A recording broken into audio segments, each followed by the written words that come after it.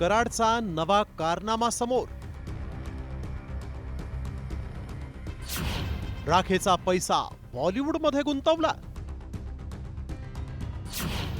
राखेतूनच गुंडांची निर्मिती, ठाकरेंचा हल्लाबोल.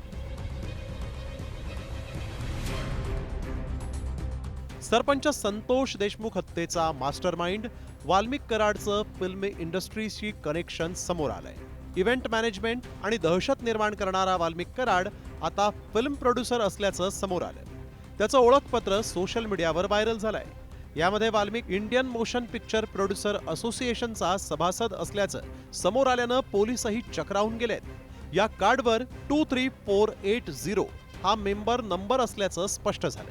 मात्र या बॉलिवूड कनेक्शनचं मूळ परळीतील औष्णिक विद्युत केंद्राच्या राखेत असल्याचं म्हटलं जात आहे.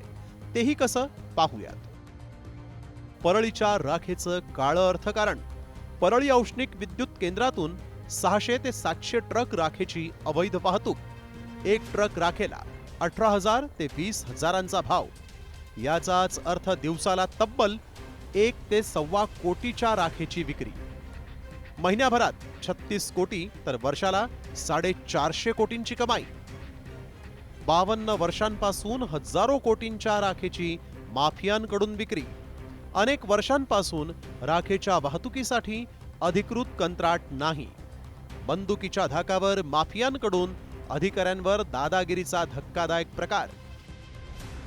एवढंच नाही तर कराडच्या काळ्या धंद्याची यादीच सुरेश धस यांनी वाचली आहे. राख, वाळू, ह्याची बदली इकडं करा, त्याची बदली तिकडं करा. एका दिवसात तर ह्या पोलीस स्टेशनचं त्या पोलीस स्टेशन. आकाचं नाही ऐकलं की गेलाच. दुसरीकडे संतोष देशमुखांच्या हत्येला कारणीभूत ठरलेल्या पवनचक्की कंपनीकडून मागितलेल्या खंडणी आणि औष्णिक विद्युत केंद्राच्या मुळाशी जन्माला येणाऱ्या गुन्हेगारीचा राज ठाकरेंनी उल्लेख केलाय. बरं, तुमच्या अंगामध्ये नसामध्ये जर एवढी क्रूरता भरलेली असेल ना, मी दाखवीन जागा, तिथे जा. पण हे सगळं झालं कशात?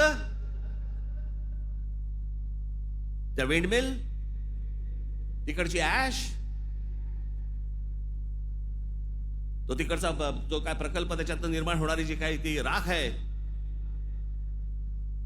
म्हणजे मी आजपर्यंत ऐकलं होतं की राखेमधनं फिनिक्स पक्षी उभारी घेतो. आमच्या बीडमध्ये राखेतनं गुंड तयार होतात. राखेतून निर्माण झालेलं काळं साम्राज्य आणि पवनचक्क्यांच्या मुळाशी फुफावत असलेली गुन्हेगारी कराडला बॉलिवूड पर्यंत घेऊन गेली आहे. मात्र या सगळ्यात बीड जिल्ह्यातील कायदा सुव्यवस्थेची राख रांगोळी झाली. त्यामुळे आता राख आणि पवनचक्क्या कंपन्यांकडून खंडणीच्या प्रकारातून निर्माण होत असलेल्या गुन्हेगारीवर थेट घाव घालण्याची गरज आहे. ब्युरो रिपोर्ट, साम टीव्ही न्यूज.